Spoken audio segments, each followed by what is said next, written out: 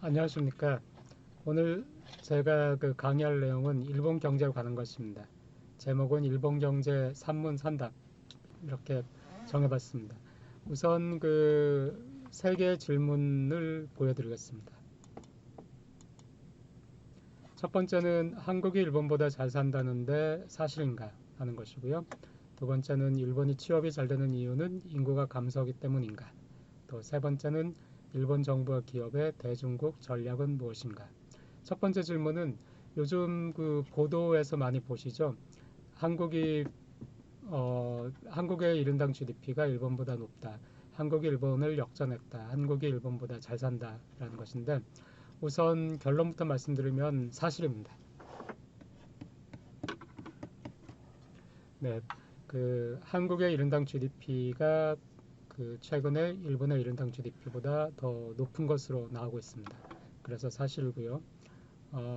그런데 뭐 한 가지 면만 볼 수는 없죠.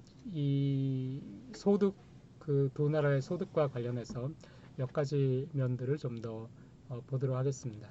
그리고 두 번째는 일본이 취업이 잘 되는데 그 이유가 인구가 감소하기 때문인가. 일본이 취업이 잘 된다는 얘기는 많이 들으셨을 거예요.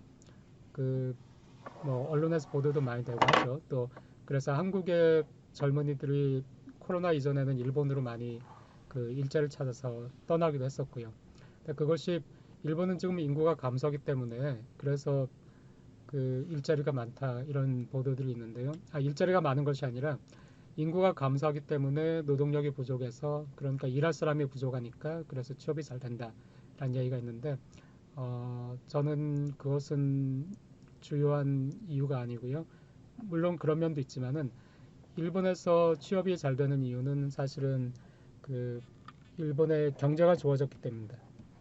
경제가 좋아지고 기업의 환경이 좋아졌기 때문입니다.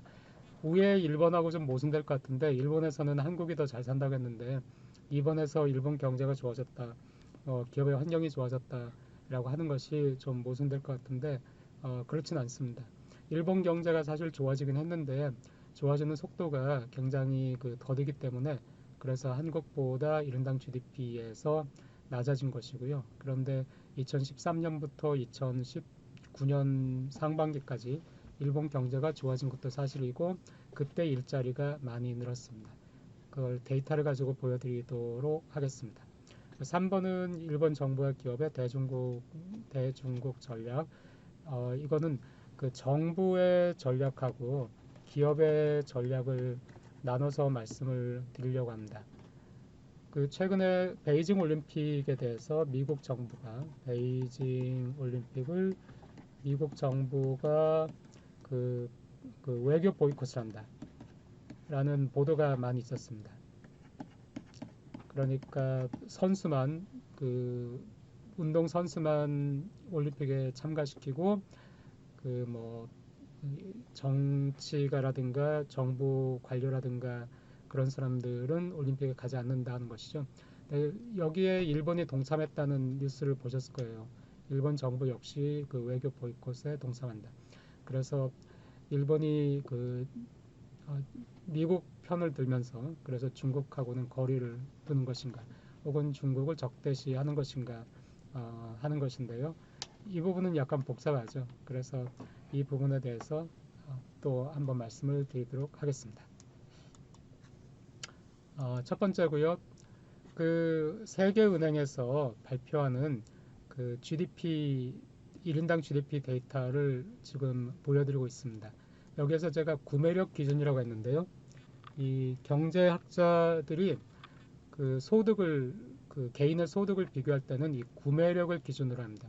왜 구매력을 기준으로 하냐면은 한국 사람 어떤 한 사람이 1,000달러를 가지고 있고요. 한국 사람이 1,000달러를 가지고 있고요. 여기 이 사람은 한국 사람, 그리고 일본 사람은 1,500달러를 가지고 있다. 소득이 1,500달러다.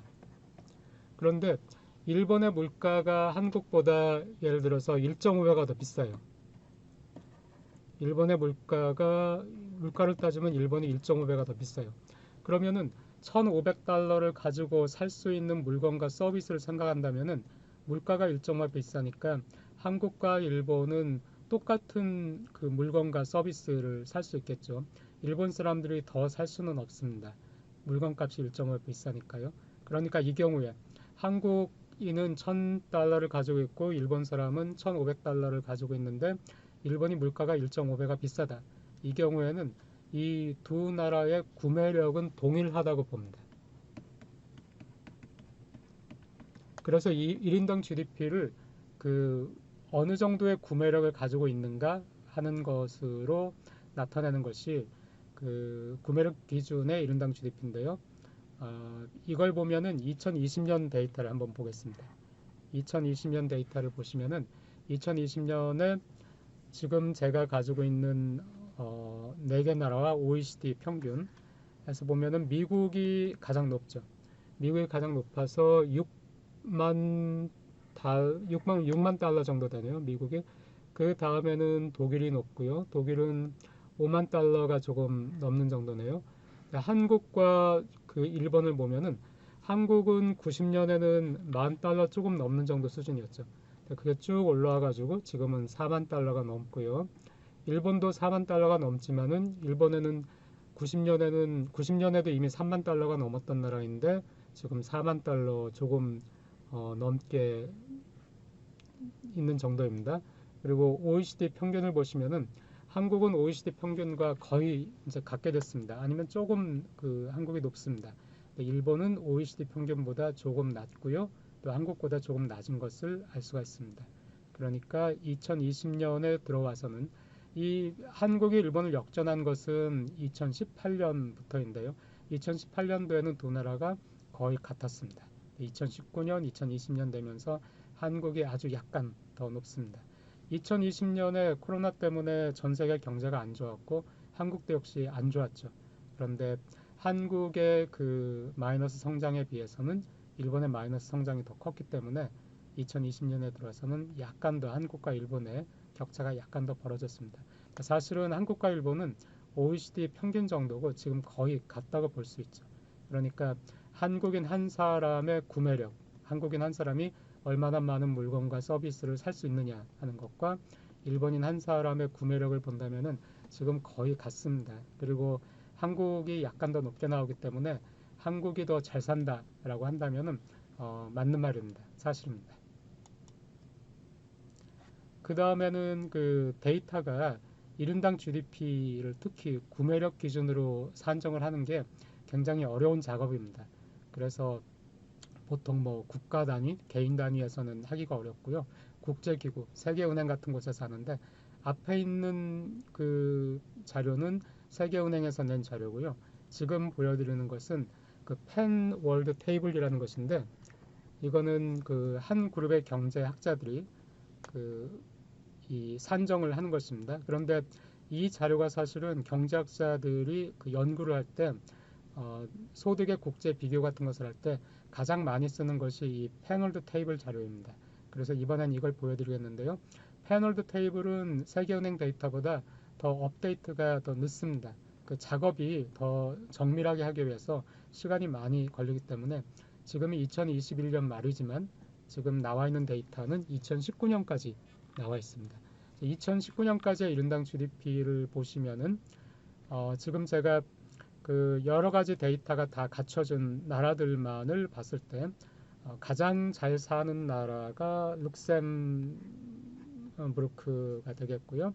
뭐 그다음에 아일랜드, 싱가포르, 스위tzerland 그런 식으로 나와 있는데 작은 나라들이죠. 여기엔 빠져 있지만 산유국이라든가 홍콩이라든가 뭐 그 마카오라든가 이런 나라도 아마 그 높은 홍콩은 여기 있군요. 홍콩은 여기 있고 산유국이라든가 하는 나라 혹은 그 조세 회피처라고 하는 것들이 있죠. 그런 것들도 소득이 높지만 지금 빠져 있습니다. 다른 데이터가 그 충분히 갖춰지지 않았기 때문에 빠져 있고요. 이 작은 나라들을 제외하면 큰 나라 중에서는 미국이 뭐 가장 잘 산다고 할 수 있겠습니다. 그리고 또 보시면은 좀 큰 나라는 독일이 있겠고요. 지금 한국과 지금 제가 데이터가 갖춰진 나라 중에서 가장 잘 사는 나라 30개 국가를 뽑아봤는데 그 중에서 한국과 일본은 뒷부분에 위치했지만 그래도 세계 그 탑 30 안에 들어가는 것이죠. 여기에서도 페널드 테이블에서도 2019년을 기준으로 했을 때 한국이 일본보다 약간 앞서 있는, 하지만 거의 같은 것을 알 수가 있습니다. 그러면 한국이 왜 더 잘 살게 되었는지에 대해서 그 얘기를 한번 드려보고 싶은데요. 우선은 한국의 인적 자산이 일본보다 더 나은 것으로 평가되고 있습니다. 이것도 역시 페널드 테이블에서 발표하는 그 휴먼 캐피탈 인덱스인데요. 그 휴먼 캐피탈 인덱스에서 보시면 한국이 굉장히 높은 축에 속합니다. 그 싱가포르, 이스라엘 그리고 영국 다음으로 한국이 높게 나오고요. 일본도 중간보다 높지만 한국보다는 좀 낮은 것으로 나오고요. 그러니까 한국과 일본은 전부 다 좋은 인적 자산을 갖추고 있는 나라들인데 최근에는 그 한국이 더 좋은 인적 자산을 가지고 있는 것으로 평가되고 있습니다.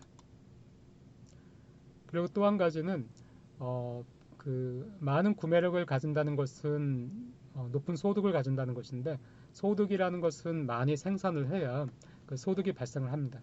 네, 그 생산을 하기 위해서는 보통 경제학자들은 생산을 위해서 필요한 것이 기술과 노동과 또 자본이라고 얘기를 하는데요. 이 노동에는 그냥 단순한 노동의 양이니까 노동 시간을 긴 노동 시간을 가지면 더 많이 만들 수도 있겠죠. 노동 시간이 있고 또 인적 자본이 있습니다. 같은 노동 시간을 가지고 있더라도 인적 자본이라는 것은 한 사람의 노동자가 얼마나 그 숙련된 기술을 가지고 있는지, 얼마나 교육을 잘 받았는지, 얼마나 잘 상황을 이해하는지 하는 것들인데요. 예를 들어서 전혀 교육을 받지 못한, 그래서 글자를 모르는 노동자와 대학 교육을 받은 노동자 같으면은 같은 노동 시간을 일한다 하더라도 우리가 대학 교육을 받은 노동자가 더 그 많은 것을 생산할 수 있을 것이다 기대를 하게 되죠. 네, 그런 차이가 바로 인적 자본의 차이인데요. 네, 노동은 이렇게 그 노동 시간과 인적 자본으로 나눠볼 수가 있겠습니다. 네, 그 중에서 이제 노동 시간을 보면은 한국의 노동 시간이 굉장히 긴 나라예요.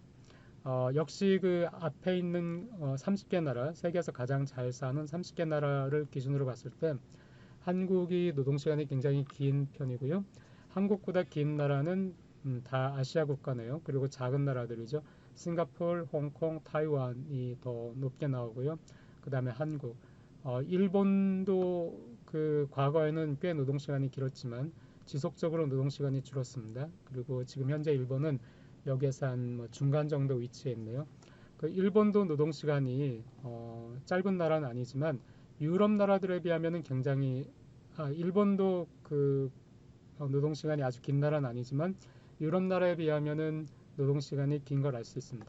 보통 노동 시간이 가장 짧은 나라들은 여기 덴마크, 노르웨이, 뭐 독일, 네덜란드나 아이슬란드, 프랑스, 룩셈부르크, 스위tzerland 해가지고 그 대부분 유럽 나라죠.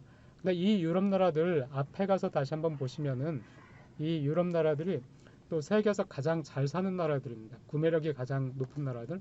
그러니까 노동을 적게 하는데도 굉장히 그 소득은 높아요.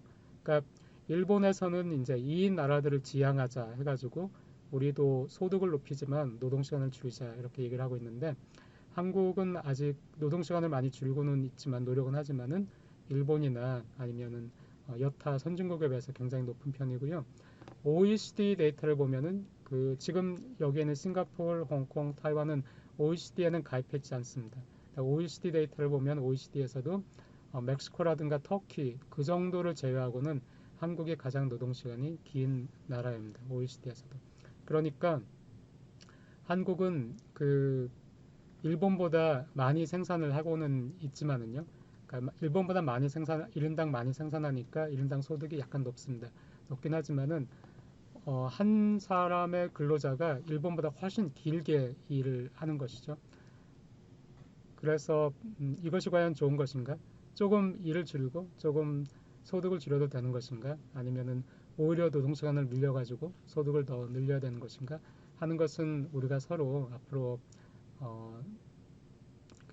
어떤 방향으로 갈 것인가는 뭐 국가적 합의가 있어야 되겠지만 일본 같은 경우에는 노동 시간을 줄이자는 쪽으로 그래서 그 유럽 나라들 특히 북유럽 나라들을 모델화자 하는 움직임 현재 그런 움직임을 보이고 있습니다. 그 다음에 노동시간당 생산량을 보겠습니다. 이번에는 그러니까 그 노동시간 1시간당 얼마나 많이 소득을 만들어내는가 하는 걸 보시면은 한국은 이 30개 나라 중에서 가장 하위에 있습니다. 그리고 일본이 오히려 조금 높아요.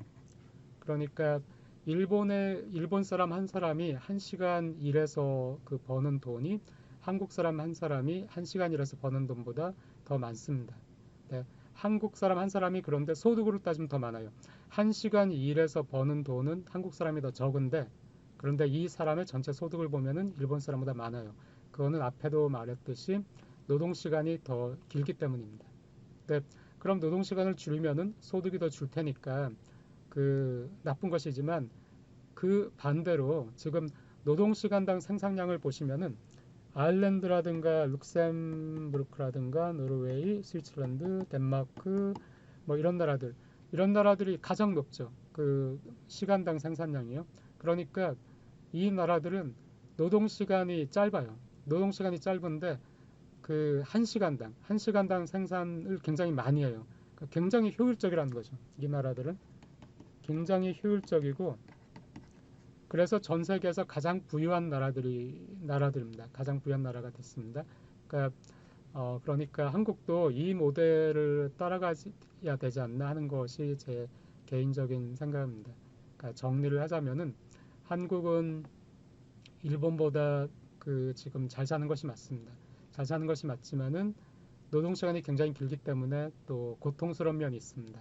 그래서 노동 시간을 줄이지만 효율성을 높여가지고 그 시간당 생산량을 늘려서 그 유럽 국가들처럼 노동 시간이 짧으면서도 잘 사는 그런 나라가 되면은 좋지 않을까 하는 생각을 해봅니다. 그 다음에 아까 제가 기술에 대해서 말씀을 드렸는데요. 기술에 있어서는 한국이 아직 일본에 조금 뒤처진다고 볼 수 있죠. 아까 그 시간당 생산량에서 일본이 더 앞서 있죠. 시간당 생산량에서 더 앞서 있는 나라는 대개 그 인적 자본이 더 우수하거나 기술이 더 좋거나 좋은 장비를 가졌거나 그런 것인데 인적 자본은 오히려 한국이 더 높다고 했습니다. 그런데 기술은 아마 그 일본이 더 높은 것으로 평가가 되고 있고요. 그 기술이라는 것은 기술에 대한 투자, R&D 투자를 함으로써 그 기술이 향상될 수가 있습니다. 그런데 한국과 일본의 그 R&D 투자 비율을 보시면은요. 여기에서는 매출액 대비 R&D 투자 비율을 봤는데 거의 모든 산업 분야에서 일본이 더 높습니다. 지금 여기서 선으로 표시한 것은 일본 기업이고요. 이 파란색 선과 노란색 선은 일본 기업입니다. 지금 이 자동차 산업에서는 토요타, 그 노란 기업이 토요타고요. 그 다음에 파란 기업은 덴소라고 해가지고 그 토요타의 자동차 부품을 납품하는 회사입니다. 이 두 나라와 현대자동차가 이 파란색 바가 현대자동차고요. 회색 바가 현대모비스입니다. 그러니까 현대자동차를 토요타와 비교하시면 되고요. 그 현대모비스를 덴소하고 비교하시면 되는데 그 일본이 더 높은 것을 알 수가 있습니다. R&D 투자 비율이. 그리고 그 외에 뭐 다른 분야에서도 마찬가지입니다. 그렇지 않은 분야도 물론 있습니다. 통신사라든가 제약회사는 투자 비율이 한국과 일본에 큰 차이가 없습니다. 자동차 산업이라든가 식품회사라든가 또 다른 분야를 보면은 일본이 더 그 투자를 많이 하고 있습니다. 그리고 현재 보유하고 있는 기술도 더 높은 것으로 그 판단됩니다. 근데 그 이 얘기를 들으시면은 좀 이상하지 않나요? 그 언론 보도 보면은 GDP 대비 R&D 투자를 보면은 이게 한국이 전 세계에서 가장 높다. GDP 대비 R&D 투자가 한국이 가장 높다라는 그 얘기를 많이 들으셨을 텐데요. 그것도 사실입니다.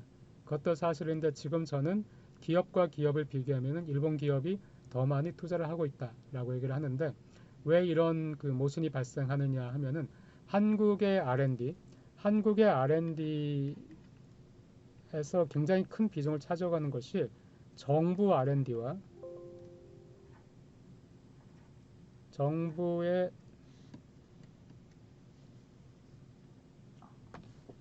R&D하고요.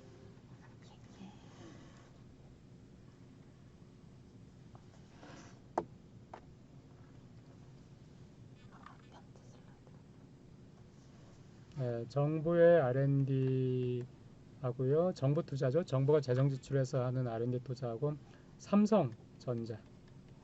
삼성전자가 R&D 투자를 굉장히 많이 하거든요. 그러니까 삼성전자의 R&D 투자하고 정부의 R&D 투자가 굉장히 큰 비중을 차지하고 있습니다. 그러니까 한국의 R&D 여기서 GDP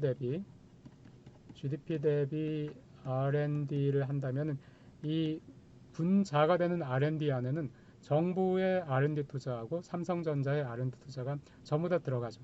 그러면 굉장히 커져요. 그래서 전 세계에서 가장 그 R&D 투자 비율이 높은 나라인 것처럼 하지만은 그 산업과 산업, 기업과 기업을 비교하면은 그 일본이 더 많은 그 투자를 하고 있습니다. 그러니까 일본 같은 경우에는 도요타 그리고 뭐 그 다음에는 여러 가지 회사들 일본에서의 탑10 그 회사들을 보면은 크게 격차가 그 나지가 않습니다. 한국만큼. 그런데 한국은 삼성이 압도적으로 크죠. 삼성이 그 2위인 그 현대자동차하고 SK하이닉스 2, 3위인 그 현대자동차, SK하이닉스에 비해서도 압도적으로 더 큽니다. 그러니까 이 삼성과 정부의 그 지출이 데이터를 왜곡시키는 면이 있습니다.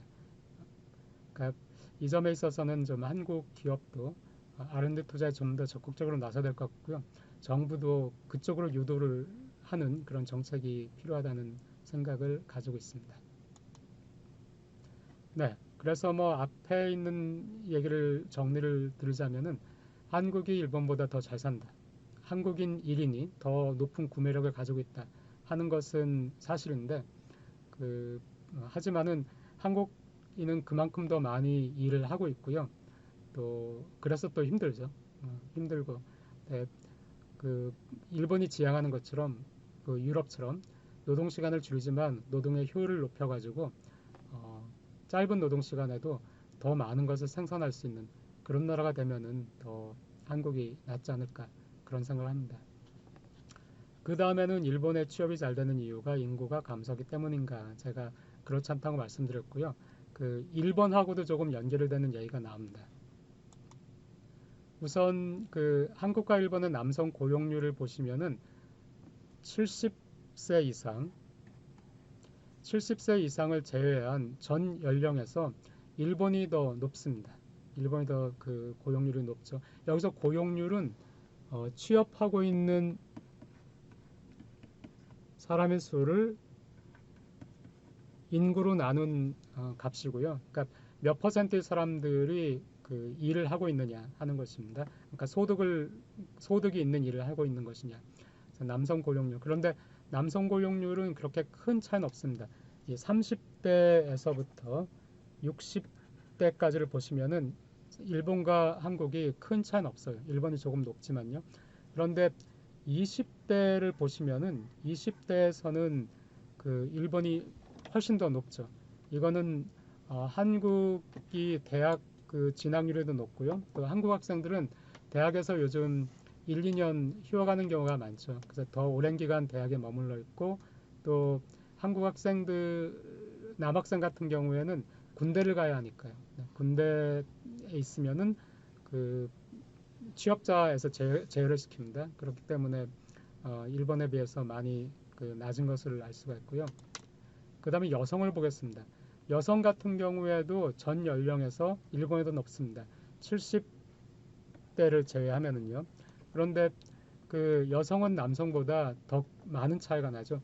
아까 30대에서부터 60대까지 비교했을 때 남성 같은 경우에는 한국과 일본이 큰 차이는 없었습니다. 20대에서만 큰 차이가 있었고요. 일본 여성 같은 경우에는 20대의 차이는 남성에 비해서 조금 적지만은 30대부터 60대까지가 그 한국에 비해서 일본이 많이 높습니다. 한국이 많이 낮은 것을 알 수가 있습니다. 그러니까 한국은 여성의 고용률이 낮다고 할 수 있는데 이 고용률을 아까 그 유럽의 잘 사는 나라들과 비교한다면은 일본이 많이 높아지긴 했지만은 일본은 유럽보다 낮습니다. 일본은 유럽보다 낮고요. 또 한국은 일본보다도 낮습니다. 그래서 또 다시 정리를 해보자면은 어떤 구조로 경제가 돼 있냐면은 그 유럽 나라들은 남성도 여성도 다 일을 많이 해요. 유럽 나라들은 남성도 여성도 일을 더 많이 하고요.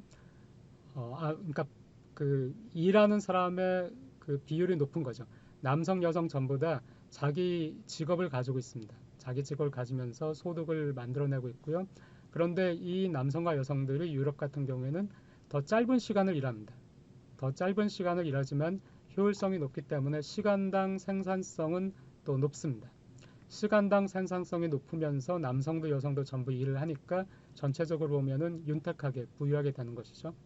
네, 일본 같은 경우에는 여성의 그 고용률이 아직도 좀 낮고요. 또 한국은 더 낮습니다. 그리고 또 그 일본과 한국 같은 경우에는 20대에서 30대로 오면서 여성의 고용률이 낮아지죠. 낮아지다가 40대에 가서 다시 올라갑니다. 그러면 이게 그 M자형이라고 하는데요. 이렇게 M자처럼 보이기 때문에 이 M자형 구도라는 것이 그 선진국에선 잘 보이지 않아요. 30대에서 여성의 고용률이 낮아지는 이유는 우리가 뭐 다 알듯이 여성이 경력 단절이 생기는 것이죠. 30대. 그리고 40대에 이제 다시 그 노동시장에 진입을 하는 것인데 40대가 돼서 여성이 노동시장에 진입을 할 때는 대부분 비정규직이 돼서 또 아니면은 그 파타임 잡을 가지게 됩니다. 그래서 보통 비정규직이 일본과 한국에서 굉장히 많이 늘었다 할 때 보면은 사실은 노인의 비정규직 그리고 40대 그 이후 여성의 비정규직이 많이 느는 것을 알 수가 있습니다. 비정규직이라 하더라도 40대에서부터라도 여성이 노동시장에 참여하는 것은 나쁜 현상이 아니지만 좋은 현상이지만은 하지만은 그 잘 사는 나라들에서는 경력 단절 없이 여성이 계속해서 노동시장에 있습니다. 그러면은 여성이 그 유럽에서 계속해서 노동시장에 머물러 있으면서 30이 돼도 그 경력 단절이 생기지 않는다. 그러면은 유럽의 여성들은 결혼을 안 하고 아이를 안 낳느냐? 그렇지 않습니다. 그 출산율을 보면은 유럽, 독일이나 프랑스가 한국이나 일본보다 더 높습니다. 출산율에 관한 연구 논문들을 보면은 출산율이 여성의 그 고용률이 높을수록 그 출산율이 오히려 높은 것을 OECD 같은 경우에 볼 수가 있습니다. 출산율에서 독일이나 프랑스가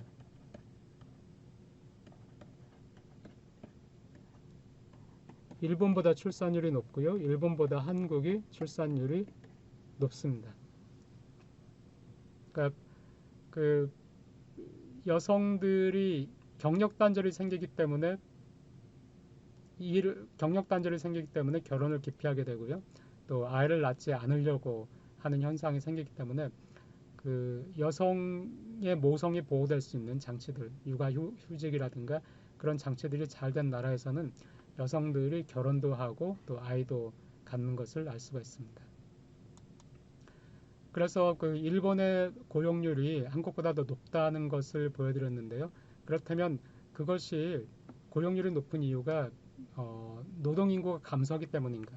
노동인구가 감소해서 노동자 수가 적으니까 그래서 그 기업 입장에서 사람이 부족하게 되고 그래서 고용률이 높은 것인가 라고 한다면은 그렇지 않은 것이 그 취업자 수를 보면은요. 인구가 감소하니까 일본에서는 인구가 조금씩 감소하고 있으니까 인구가 감소하면은 취업을 한 사람의 수도 조금 감소를 해야 되겠죠. 그런데 지금 우선 제가 일본의 남성과 여성을 15세 이상 인구를 보여드리고 있습니다.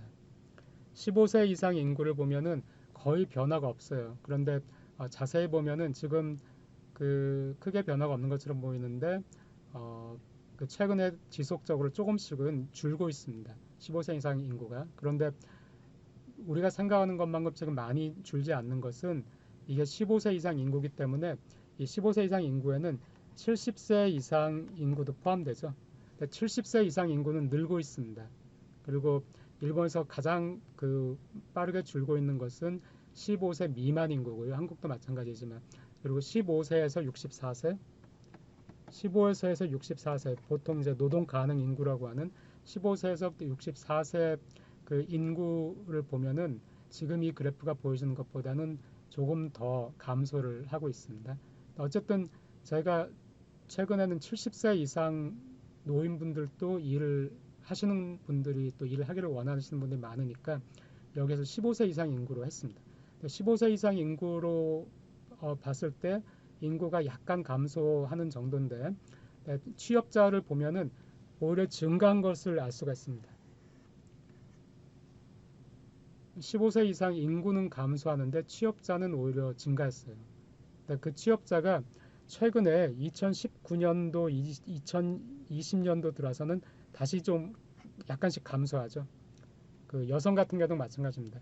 2019년 상반기까지는 계속해서 증가를 했습니다. 취업자 수가. 그 뒤에 감소하는 것을 조금은 감소하는 것을 알 수 있습니다. 그러니까 최근에는 경제 사정이 안 좋으니까 취업자 수가 조금 감소를 하죠. 그런데 그 이전에는 2012년부터 이 데이터를 보여드리는데 2012년부터는 계속해서 여성 취업자가 증가했고요. 남성 취업자도 증가했습니다. 그 이유가 2012년부터 2019년까지는 일본 경제가 좋아지고 있었습니다. 일본 경제가 좋아지고 있었기 때문에 일본 기업들이 그 고용을 늘릴 수 있는 여력이 있었고요. 그래서 취업자가 늘었고, 그래서 일본은 취업이 잘 된다는 식으로 알려졌고요. 또 앞에서 보듯이 일본의 그 고용률이 한국의 고용률보다 높아지게 된 것입니다. 일본의 그 기업의 사정이 좋아졌다는 것을 지금 이 그래프에서 보여드리도록 하겠습니다. 시가총액, 일본 기업의 상장 기업의 시가총액을 보시면은요, 1990년 지금 여기가 1989년인데요. 1989년이 버블의 피크였죠. 1989년 버블의 피크일 때 그 시가총액이 가장 높았고요. 버블이 깨지면서 시가총액이 10년 넘게 과거 수준을 회복하지 못했습니다. 그랬다가 2017년에 600조 엔을 넘기면서 과거 수준을 버블기의 피크를, 그러니까 거의 뭐 20년 만이죠. 20년이나 일본이 잃어버린 20년이다. 아니죠. 지금 30년 만이네요. 30년. 거의 30년 만에 시가총액이 과거 수준을 회복을 했고요. 그 뒤에 2018년에 약간 내려가긴 했지만은 다시 지금 현재 2019년, 2020년에는 그 600조 엔 수준을 유지를 하고 있습니다. 2021년 올해도 마찬가지입니다. 2020년과 크게 다르지 않거든요. 그래서 뭐 그 시가총액이 지금 현재 과거 최고치를 넘어섰고요. 그리고 기업의 도산 건수를 보시면은 이 버블이 끝나면서 일본의 기업 도산 건수가 늘어나죠. 늘어나다가 피크를 찍은 것이 아시아 금융위기가 있었던 90년대 말, 그리고 2000년대 초반, 이때가 이제 고이즈미 개혁을 내세운 바로 그때인데 2000년대 초반에도 기업의 도산 건수가 굉장히 높은데요. 그 뒤에 내려왔다가 2009년 그 서프라임 크라이시스가 몰게지 크라이시스가 있었을 때 그때 다시 올라갔다가 지금 현재는 상당히 기업 도산 건수가 내려와서 안정되어 있는 상태입니다. 그러니까 일본의 기업 사정은 그렇게 크게 나쁘지 않습니다. 일본의 국내 경제 사정은 그렇게 좋지는 않습니다. 일본은 기본적으로 인구가 감소하는 나라고요. 인구가 감소하고 또 인구가 감소하고 고령화가 된다는 얘기는 그 국내 시장이 위축된다는 얘기죠. 그래서 경제가 별로 좋지는 않아요. 일본 기업들은 어려운 시기가 몇 번 있었지만 그 어려운 시기를 겪으면서 그 살아남은 기업들은 많이 강해졌기 때문에 지금 현재 일본 기업의 사정은 또 그렇게 나쁘지가 않습니다. 예를 들어서 소니를 보여드릴게요. 소니 한국에서 그 소니가 완전히 망한 걸로 이제는 뭐 거의 힘을 못 쓰는 걸로 생각하시는 분들도 많이 만났습니다. 사실 소니의 그 영업이익을 보시면은 소니는 영업이익이 피크를 찍은 것이요. 이때가 버블기였고요. 버블기보다 오히려 90년대의 영업이익이 또 한번 버블이 꺼지면서 90년대 중반에 어려웠다가 후반에 영업이익이 굉장히 많이 늘었습니다. 그랬다가 또다시 안 좋아서 2010년대 들어와서는 굉장히 안 좋죠. 영업이익이 마이너스도 기록했고요.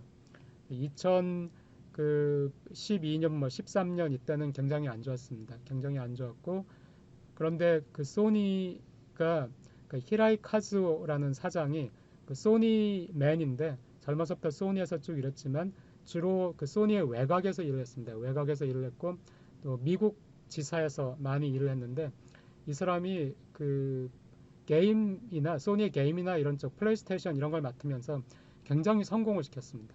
그래서 그 메인에 있던 사람이 아니라 외곽에 있었고요. 또 미국 지사에 주로 있었던 사람인데도 불구하고 본사의 임원이 된 다음에 사장에 취임을 했습니다. 이 사람이 사장에 취임한 첫 해에는 소니가 처음으로 그 상장된 뒤 처음으로 주주들에게 그 배당금을 주질 못했어요. 주주에게 배당금을 줄 수 없는 그런 상황까지 내몰린 소니의 사장으로 취임한 다음에 그 뒤에 눈부시게 소니가 부활을 했습니다. 그래서 보시면은 과거 최고치 우리가 기억하는 소니 그 소니의 워크맨이라든가 그런 걸로 또 처음 플레이스테이션이 나왔을 때 성공했던 거 그런 것들 그때의 영업이익률을 뛰어넘어서 지금 사상 최고치를 계속해서 갱신하고 있고요. 아직도 최근에 2019년, 2020년, 뭐 2021년 이때는 세계 경기가 좋진 않죠. 그래서 기업들의 실적이 그렇게 뭐 계속해서 좋아지는 않겠지만 그래도 계속 이 정도 수준에서 놀고 있습니다. 높은 그 영업이익을 유지를 하고 있고요. 소니가 완전히 변했습니다. 우리가 소니 반도체도 망했고 소니 뭐 가전도 망했고 소니 컴퓨터도 망했고 그런데 어떻게 소니가 돈을 벌지? 라고 하실 텐데 소니가 지금 현재 가장 돈을 많이 버는 것은 게임과 네트워크 서비스 소니 플레이스테이션을 중심으로 한 게임과 네트워크 서비스고요. 또 그 외에도 또 음악이라든가 영화에서도 돈을 많이 벌고 있습니다. 그리고 또 가전 쪽, 그 전자 쪽도 지금 노란 선인데 전자 쪽이 과거에는 뭐 제일 컸죠. 근데 지금 전자 쪽이 게임보다 작지만은 그래도 전자 쪽도 여전히 뭐 그 꽤 큰 비중을 차지하고 있고요. 네, 이 정도. 그러니까 소니가 망했는데 컴퓨터 같은 경우에는 소니가 완전히 매각을 했습니다. 더 이상 소니는 컴퓨터는 생산하지 않고 있습니다. 그런데 그 소니의 TV 같은 경우에는 TV도 과거에는 뭐 소니 TV 하면은 뭐 넘버 원이었는데 그 제가 미국 유학 갔을 때 92년에 유학 갔는데 소니 TV라든가 소니 제품은 감히 유학생으로 살 생각을 못했어요. 막 그쪽은 구경만 한번 하지 뭐 어떻게 그 뭐 살 생각을 못했고 지금은 현재 미국의 뭐 베스트바이라든가 가전 매장에 가니까 과거에 소니가 있었던 자리에 지금은 삼성하고 LG가 있더라고요. 굉장히 감개무량했었는데 네, 그 소니의 TV가 뭐 완전히 무너졌었는데 소니가 그 중에서 그 프리미엄 TV만 남겼습니다. 그래서 그 프리미엄 TV는 한국에서 잘 못 보시니까 소니 TV도 완전히 망한 걸로 생각하시는데 프리미엄 TV 쪽에서는 그러니까 싼 TV는 소니가 더 이상 만들지 않고요. 프리미엄 TV 쪽에서는 삼성, LG에 이어서 2위 혹은 3위 하고 있는데 꽤 잘 나가는 편입니다. 소니 같은 경우에도 망한 것은 아닙니다. 이 부분은 그냥 소니가 어떤 그 개혁들을 거쳐서 지금의 그 부활을 이뤄냈는가 하는 거를 좀 적어봤는데 그냥 소니에 큰 관심 없는 분들은 재미없을 것 같아요. 넘어가도록 하겠습니다. 마지막으로 일본 정부와 기업의 대중국 전략. 최근에 그 아까도 말씀드렸듯이 베이징 올림픽의 외교 보이콧 일본 정부가 참여를 한다, 그러니까 미국 편에 산다라고 해서 자 그러면은 일본이 중국을 적대시하는가 하는 말이 나왔는데 제가 말씀드릴 것은 일본 정부는 뭐 항상 친미였죠. 우리는 미국 편이다. 미국 편 일본 정부나 자민당의 문서를 보면은 미국 편이다 이렇게 얘기는 하진 않습니다. 미국 편이라는 것이 아니라 인권과 민주주의를 중시하는 국가들과 동맹한다 라고 한국 사람 입장에서 들으면은 되게 뭐랄까요 황당하게 들리는 분들도 계실 거예요. 일본 정부가 인권과 민주주의를 중시하는 국가들을 우리의 동맹국이다 라고 늘 선언한다는 것이. 근데 이 말의 의미는 주로 이제 서유럽과 미국, 북미, 서유럽 이쪽과 함께 한다라는 그런 뜻이 되겠죠. 네, 그렇다면은 중국에 대해서는 그럼 반중이냐 하면은 그렇진 않습니다. 쭉 그 북미와 유럽과 궤를 같이 한다. 북미 유럽과의 동맹국이다라는 걸 유지를 해왔기 때문에 중국 정부도 일본에 대해서는 그냥 그렇게 생각하는 것 같아요. 유럽이나 미국을 대하듯이 그렇게 생각을 하는데 그러면서도 이제 일본과 중국 간의 교류의 끈은 놓지 않고 있고요. 기업 같은 경우에는 중국 시장이 우리만큼 중요하진 않지만은 그래도 중국 시장을 기업은 포기하지 않습니다.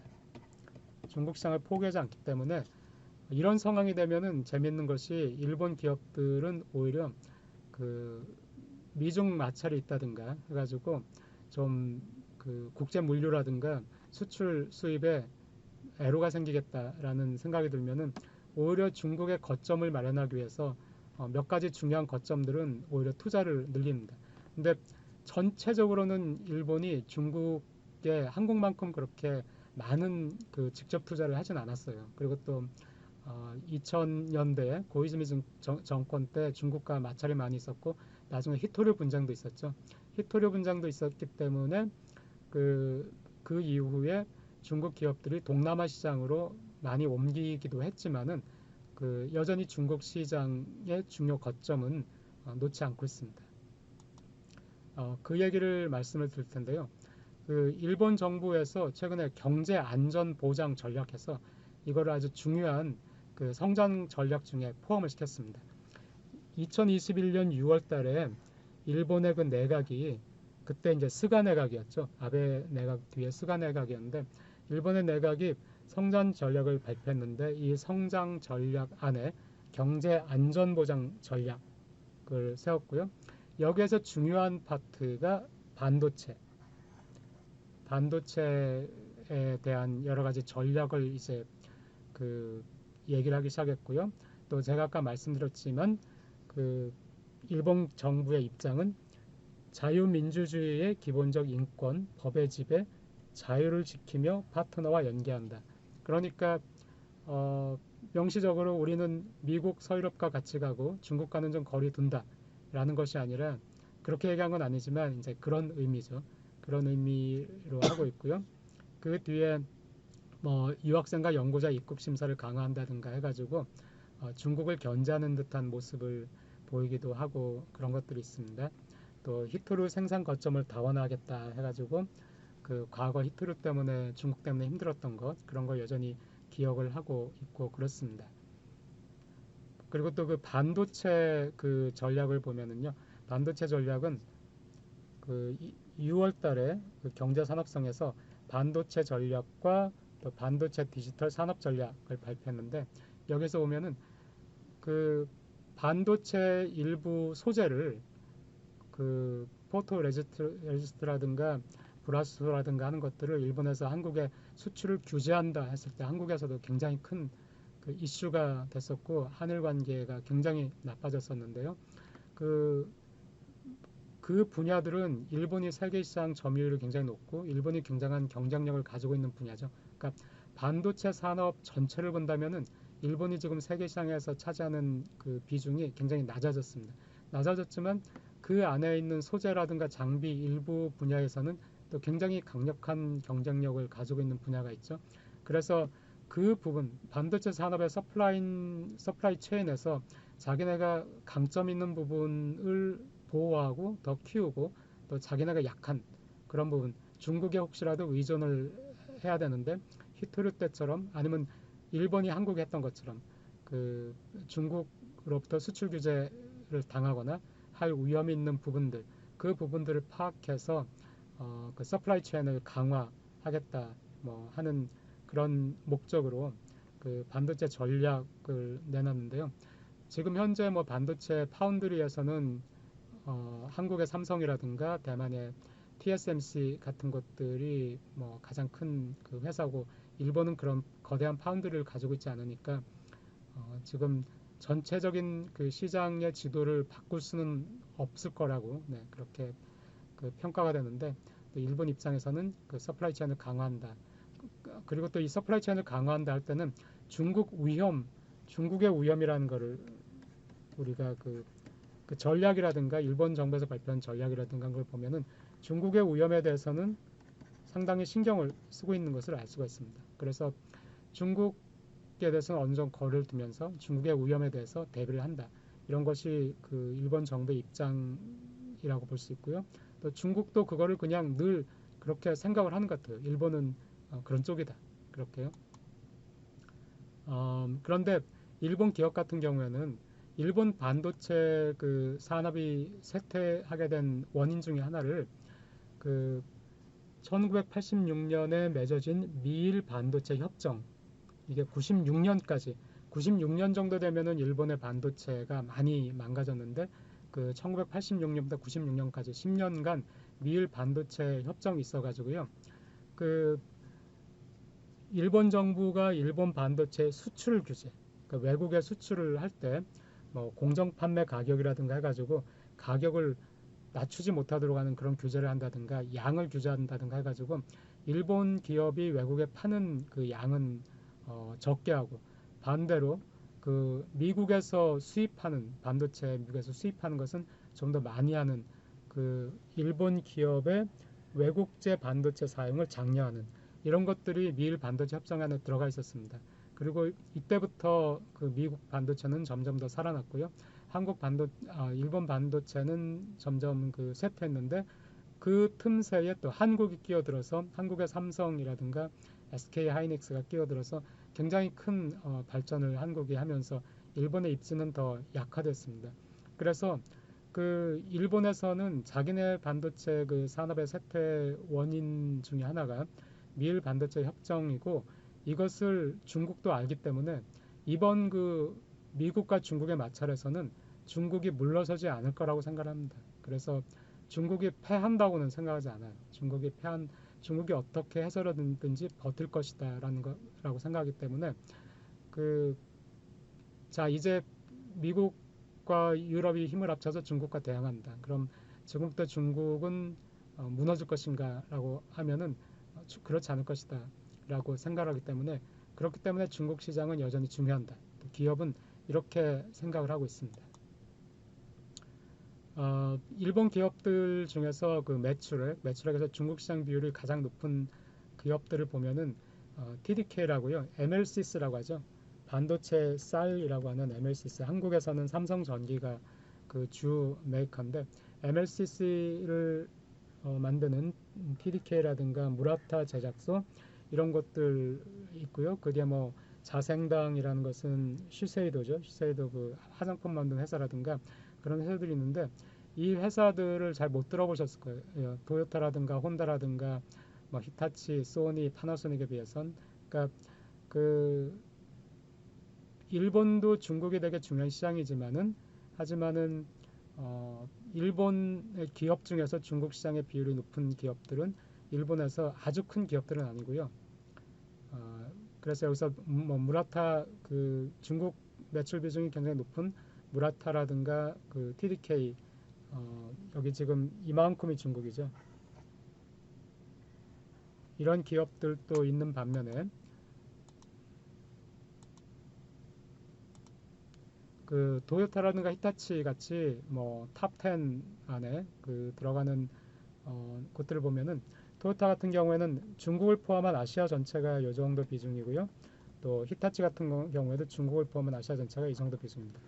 뭐 일본의 큰 기업들은 이제 일본 시장 매출액이 여기인데 그 일본 시장 매출액보다는 해외 시장 매출이 더 크죠. 한국의 삼성전자나 현대차가 그렇듯이 일본도 마찬가지고 일본은 그 외국 매출액이 더 높은 기업이 더 광범위하게 더 많습니다. 더 많은데 그 일본의 거대한 기업들은 중국 매출이 아주 중요하진 않아요. 그러니까 그 중국 시장이 중요하고 중국 시장을 놓치려고는 하지 않지만은 중국과 일본의 어떤 힘의 우위, 경제적인 힘의 우위라는 걸 봤을 때는 한국만큼 그렇게 열세는 아니다라는 것을 말씀드릴 수가 있고요. 또 일본 기업들이 해외에 나갈 때 왜 해외에 나갑니까? 라고 했을 때 우리가 보통 우리의 이미지는 일본 기업이나 한국 기업이 해외에 나갈 때 그 노동 비용을 줄이기 위해서 임금이 싼 곳을 찾아서 아니면 생산 비용을 줄이기 위해서 그 땅값이나 이런 것이 싼 곳을 찾아서 간다라고 생각하는데 일본에서는 사실은 몇 년 계속해서 그 이 서베이에서 같은 대답인데 가장 그 해외에 생산 거점을 두는 가장 큰 이유로서 해외 시장을 찾아서 그러니까 해외 수요 내 물건을 사는 그 수요자가 있는 곳 시장이 있는 곳으로 간다라는 것이기 때문에 사실 그 일본과 한국의 해외 직접 투자를 비교하면은 일본은 북미와 유럽을 중심으로 해외 직접 투자를 해왔고요. 한국은 아시아와 중국 비중이 꽤 높습니다. 그러니까 그 한국만큼 일본은 중국의 그 의존도가 높아지진 않았습니다. 그 반면에 또 그 일본은 중국과 이 정부와 정부 차원에서 지금 거리를 두고 있고 또 그 친미적인 성향을 보이지만 그 기조가 변하지 않으면서 동시에 또 변하지 않는 것이 경제 그 인들 사이에서는 계속해서 교류가 이루어지고 있습니다. 그래서 일중 경제협회라든가 일중 장기 무역 협의위원회 이런 걸 보면은 그 조직이나 이런 걸 보면은요. 그 한국의 뭐 일본과 한국 사이에는 이란 경제협회 혹은 한일 경제협회가 있는데 이란 경제협회, 한일 경제협회에 비해서 그 한중 경제협회라든가 중한 경제협회는 굉장히 우리가 잘 못 들어보고요. 또 그 존재감이 좀 없는데 그 일본 같은 경우에는 일중 경제협회가 그 일한 경제협회 혹은 한일 경제협회죠. 보다 더 그 유력한 인사들에 의해서 구성되고 있습니다. 여기서는 그런 거를 그러니까 정치적으로는 그 미국과 우리는 함께 간다. 그래서 중국과는 거리를 두겠다라고 하고 있지만은 경제적으로는 여전히 중국과 교류하면서 그 기업과 기업 사이에서 혹은 기업인과 기업인 간의 그 교류는 놓지 않고 있습니다.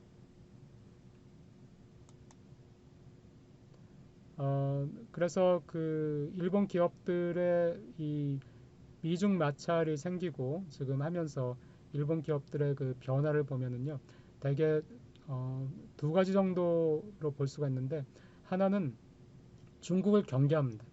중국을 경계하기 때문에 그 이 무라타 제작소 같은 경우에 MLCC를 만드는 무라타 제작소는 중국이 굉장히 중요한 그 시장이거든요. 또 이 MLCC는 전기차나 스마트폰 굉장히 많이 들어가요. 그리고 앞으로 이제 전기차의 시대가 되니까 전기차에는 MLCC가 정말 많이 들어가야 됩니다. 그러니까 전기차를 만드는 회사는 이 무라타 제작소에 있어서 굉장히 중요한 이제 시장이 되는 것이죠. 근데 그 전기차가 의외로 지금 중국에서 많이 만들어지고 또 중국 브랜드, 중국 회사가 전기차를 굉장히 공격적으로 생산을 하고 있습니다. 그러니까 전기차에 있어서는 중국이 굉장히 중요한 나라가 될 것이고 또 중요한 그 시장이 될 것이기 때문에 이 MLCC를 만드는 무라타 제작소는 중국을 포기를 할 수가 없죠. 근데 동시에 그 과거 그 철강이라든가 반도체 조선에서 한국 기업들이 일본 기업들을 따라잡은 것처럼 또 삼성 같은 경우에는 일본보다도 오히려 반도체에서 더 우위에 올라선 것처럼 중국에서도 그런 위험이 있다고 생각해요. 그래서 이 무라타 제작소 같은 경우에는 기술 누출 방지하는 거에 굉장히 그 신경을 많이 쓰고요. 수직 통합형 비즈니스 모델이라고 해가지고 국내에서 이 생산을 하는 거예요. 여러 단계에 걸쳐가지고 해외 생산을 굉장히 그 보수적으로 하고요. 그래서 국내 생산 비율을 65%로 유지하면서 기술 개발로 승부를 걸겠다. 다른 나라가 따라오지 못하도록 그런 식으로. 그러니까 중국 시장이 여전히 중요하지만은 중국을 경계하면서 중국이 따라오지 못하는 기술 격차를 계속 유지하도록 하겠다 하면서 그 기술 누출 방지에 대해서 그 걱정을 크게 하지 않는 부분에 대해서는 이렇게 중국에 투자를 하고 있습니다. 그 도요타 같은 경우에도 그 아까 제가 전기차 시장에서 중국이 굉장히 중요한 시장이라고 말씀드렸는데 이 데이터를 보시면은 이 상하이 GM이라든가요, 그 뭐 장성기차라든가 중국 그 메이커들이 굉장히 잘 지금 나가고 있는 것을 알 수가 있고요. 그래서 도요타 역시 지금 전기차 굉장히 중시하고 있는데 역시 중국 시장을 포기를 할 수가 없습니다. 그리고 또 최근에 한 가지 현상이 한국 자동차가 유럽과 미국에서는 북미에서는 잘 나가는데 중국에서는 굉장히 부진합니다. 이유를 잘 모르겠는데 거기에 비해서 지금 도요타하고 혼다는 중국 시장에서 계속해서 그 실적을 갱신을 할 정도로 굉장히 중국 시장에서 잘 나가고 있습니다. 그래서 이 전기차로 이제 메인이 옮겨가겠죠. 전기차로 옮겨갈 때도 이 중국 시장에서 지금 현재의 그 자동차 판매 그것을 유지하기 위해서 굉장히 노력을 많이 하고 있습니다. 그래서 보시면은 그 예를 들어서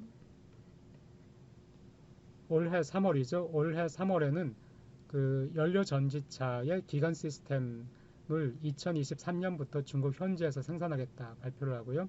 그 중국의 칭화대 있죠. 칭화대 자회사, 칭화대가 대학이 또 자회사를 가지고 있는데 그 자회사 합병회사를 설립한다든가 그 외에도 그 중국에 대한 투자를 뭐 열심히 하고 있습니다. 네, 다른 거는 중국 투자 관련된 건 아니니까 넘어가도록 하겠습니다. 네, 지금까지 뭐 길게 그 말씀을 드렸는데요. 일본 경제에 대해서는 여러 가지 오해도 많은 것 같아요. 그 일본 경제가 어려운 것은 사실이지만 일본 경제가 2013년부터 2019년 상반기까지는 지속적으로 좋아졌고 경제가 좋아지면서 또 기업들이 많이 혁신을 해가지고 뭐 히타치라든가 소니라든가 하는 기업들이 다시 부활을 했고요. 부활하면서 또 기업에 여력이 생기니까 고용이 늘었습니다. 그래서 일본이 굉장히 취업이 좋아졌고요. 2019년, 2020년에 들어서는 전 세계 경제가 안 좋으니까 일본 기업들도 어느 정도 타격을 받고 있고 그래서 일본에서 다시 고용이 조금 나빠지고 있는데 그래도 여전히 2017년, 18년 그 수준 유지하면서 현재 비교적 좋은 상태에 머물러 있습니다. 그런데 일본은 기본적으로 인구가 감소하는 나라예요. 그리고 고령화가 굉장히 그 심하고요. 그러니까 그 경제가 앞으로 뭐 다시 살아나고 좋아지고 세계 지금 3위의 경제대국인데 여기에서 다시 2위가 된다든가 그런 일은 없겠죠. 쇠퇴하는 경제니까. 하지만 이 쇠퇴하는 경제에서 기업과 기업가들은 살아남기 위해서 굉장히 노력을 열심히 하고요. 지금 계속해서 그 전략들, 기업의 전략이라든가 이런 것들을 보면은 굉장히 정말 그 미래에 대해서 분투를 하고 있다 그런 생각을 하게 되고 저는 그렇게 생각합니다. 일본 경제가 다시 과거의 그 영광을 찾을 수는 없을 거예요. 지금 그 인구 감소라든가 출산율이 한국보다 높긴 합니다. 한국은 뭐 0.8, 0.9인데 일본은 뭐 1.4 정도니까 한국보다 높긴 하지만 그래도 1.4 정도밖에 안 되는 출산율로 인구 감소라든가 고령화를 막을 수는 없겠죠. 막을 수 없으니까 그 과거의 영광을 찾지는 않을 건데 한국에서 생각하는 것처럼 망한다라고 생각지 않습니다. 일본의 기업들이 망하지 않고 있거든요. 아까 제가 도산 건수라든가 보여드렸지만 일본 기업이 살아있는 한에는 일본 경제는 살아는 남는다. 살아는 남고 일본 그 사람들에게 일자리를 제공을 충분히 할 수 있다면은 그렇다면 일본 사람들도 지금의 생활 수준을 유지하거나 아니면 조금 더 나은 생활 수준을 유지하면서 고만고만하게 갈 것이다 이렇게 생각을 하고 있습니다. 그리고 이런 일본의 모습을 보면서 한국은 어떻게 해야 될 것인가 하는 것을 생각할 수 있는 것들이 많이 있다고 저는 그렇게 믿고 있습니다. 그래서 일본의 그 경험이 한국의 미래를 미래를 계획하는데 도움이 됐으면 하는 마음입니다. 지금까지 그 강의 들어주셔서 감사합니다.